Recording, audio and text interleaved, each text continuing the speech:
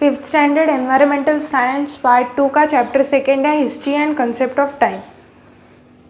First heading हमें पढ़ना है division of time and timeline.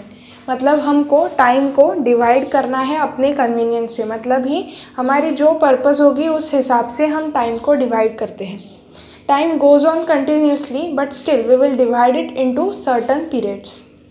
तो हम किस तरह से टाइम को गिनते हैं, जैसे कि एग्जाम्पल में देखेंगे हम एक दिन को डे एंड नाइट ऐसे टाइम में डिवाइड करते हैं। तो ये दिन और रात कैसे होते हैं वो हम एक बार देख लेंगे। इसको डिटेल में हम एनवायरमेंटल साइंस 1 में पढ़ने वाले हैं, बट स्टिल यहाँ पे हम एक बार देख लेंगे शॉर्ट में। जैसे कि ये सन है, ये अर्थ है।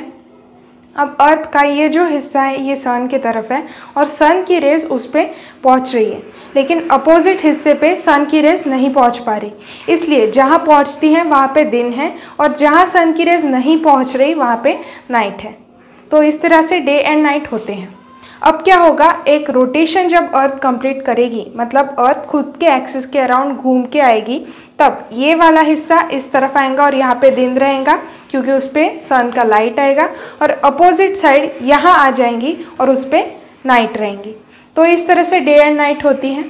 मतलब ही एक रोटेशन की वजह से डे एंड नाइट फिनोमिना होता है। एक दिन के 2 हिस्से हैं, सुबह और रात। 24 आवर्स मतलब 1 डे होता है, 24 घंटे एक दिन हम बोलते हैं। उसमें से 2 हिस्से होते हैं, सुबह और रात। सुबह 12 आवर्स की और नाइट 12 आवर्स की। अब देखेंगे जैसे कि 24 आवर्स 1 डे होता है, उसी तरह से अगर 7 दिन हम कंसिडर करेंगे, 7 डेज मतलब मंडे टू संडे, तो वो 7 दिन को हम बोलते हैं एक वीक, मतलब एक हफ्ता।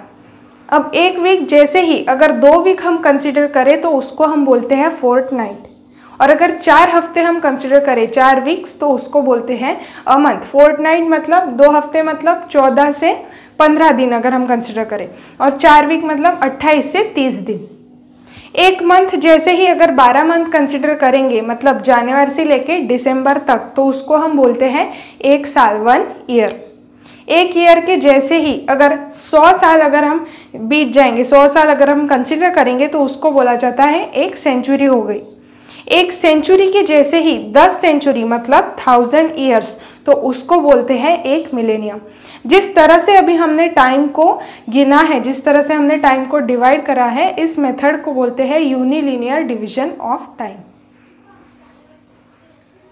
नेक्स्ट थिंग जो हमें पढ़नी है वो है क्रिश्चियन एरा। क्रिश्चियन एरा में 2 आएंगे, कॉमन एरा और before common era. Christian era start होगा यहाँ से 0, यहाँ से यहाँ पे जीसस क्राइस्ट का बर्थ हुआ। उसके आगे जो टाइम रहेगा, उसके आगे जो पीरियड रहेगा, उसको हम एनो डोमिनी या फिर कॉमन एरा बोलेंगे। और उसके पहले का जो टाइम है उसको हम बिफोर कॉमन एरा या फिर बिफोर क्राइस्ट बोलेंगे। BC मतलब बिफोर क्राइस्ट और BCE मतलब बिफोर कॉमन एरा। AD मतलब एनो डोमिनी और या फिर CE मतलब कॉमन एरा। एनो डोमिनी का मतलब होता है in the memory of our Lord, in the year of our Lord. ठीक है, तो कॉमन एरा और बिफोर कॉमन एरा हम देखेंगे।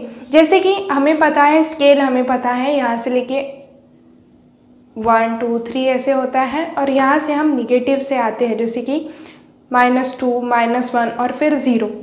सिमिलर ये टाइम स्केल होती हैं। यहाँ पे हम रिवर्स ऑर्डर में आएंगे और यहाँ पे हम नॉर्मल ऑर्डर में चलेंगे।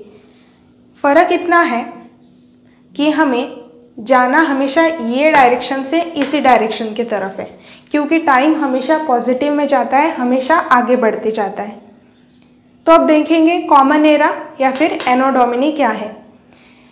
कॉमन एरा में पहली सेंचुरी, सेंचुरी मतलब 100 साल, तो वो कैसे लिखी जाएंगी, यहाँ से लेके 100 सालों तक, 1 to 100 AD या CE, इस तरह से। और एक मिलेनियम मतलब 1 to 1000 ईयर AD या CE, 1 to 1000 AD। ठीक है, अब देखेंगे बिफोर कॉमन एरा कैसे होता है। यहाँ पे एक सेंचुरी मतलब 100 से लेके 1 साल तक, क्योंकि हमें हमेशा यहाँ से यहाँ तक ही गिनना है, बस नंबर्स हमारे रिवर्स ऑर्डर में रहेंगे। तो 100 से 1 मतलब ही 100 साल। BC और BCE ये हो गया बिफोर कॉमन एरा की फर्स्ट सेंचुरी। वैसे ही पहला मिलेनियम कहाँ से कहाँ तक रहेगा, 1000 से लेके 1 तक, 1000 से लेके 1 BC या फिर BCE तक रहेगा फर्स्ट मिलेनियम। एग्जाम्पल आपकी बुक में दिया है life time of Vardhaman Mahavir और गौतम बुद्धा का भी दिया है, आपको लेसन अच्छे से रीड करना है। एक एग्जाम्पल बता रही हूँ, 599 BC से लेके 527 BC तक life time of Vardhaman Mahavir है, मतलब 599 BC में इनका जन्म हुआ और 527 BC में इनकी डेथ हुई। तो इस तरह से क्रिश्चियन एरा रहता है। हमारे कैलेंडर्स भी क्रिश्चियन एरा पे ही बेस्ड है। नेक्स्ट है measurement of time and methods of measuring it, मतलब हम टाइम को कौन से यूनिट्स में गिनेंगे, कैसे मेजर करेंगे, कौन सी मेथड से वो देखना है। हमें ये पता है कि कौन से यूनिट्स में हम टाइम को गिनते हैं, जैसे कि seconds, minutes, hours, day, week, fortnight और ईयर, मिलेनियम, ये सब हम देख चुके हैं। तो इसमें से सेकेंड्स जो है वो सबसे स्मॉलेस्ट यूनिट होता है टाइम मेजर करने का। और कौन से एरा हम यूज़ करते हैं वो देखेंगे, जैसे कि Christian era is used in the memory of Jesus Christ. वैसे ही राज्याभिषेक शाखा ये एक एरा है जो छत्रपति शिवाजी महाराज इन्होंने निकाला है। वैसे ही हिजरी एरा ये प्रॉफिट मोहम्मद ने निकाला है in the memory when they went from Mecca to Medina, when they travel from Mecca to Medina. फिर शहनशाही एरा ये पारसी कम्युनिटी यूज़ करती है इस एरा को। हमारे इंडिया में 2 एरा चलते हैं, शालिवाहन शाखा और विक्रम संवत। अब देखेंगे छत्रपति शिवाजी महाराज के इवेंट्स को हम एक लाइन पे कैसे अरेंज करेंगे, कैसे मेजर किया जाता है, इसको बोलते हैं linear measurement of time, unilinear measurement of time. तो हम देखेंगे 1630 AD में बर्थ हुआ है शिवाजी महाराज का, उसके बाद आएगा टाइम स्केल पे धीरे धीरे 1645, 1630 के बाद उस पे है Shivaji Maharaj, oath of Shivaji Maharaj, oath of Swaraj लिए हैं उन्होंने।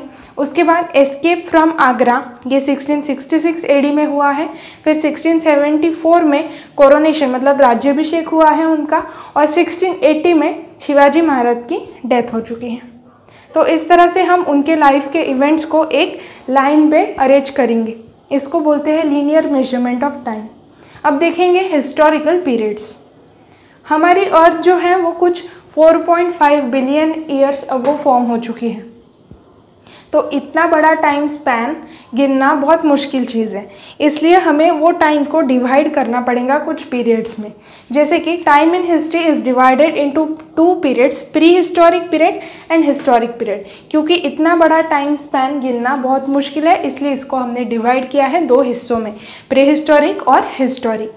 प्री हिस्टोरिक पीरियड ऐसा पीरियड है जो हिस्ट्री के पहले का है, हिस्टोरिक पीरियड के पहले का है, जिसमें कोई भी रिटन रिकॉर्ड हमें नहीं मिलेगा, कुछ भी लिखा हुआ रिकॉर्ड हमें यहाँ पे अवेलेबल नहीं है।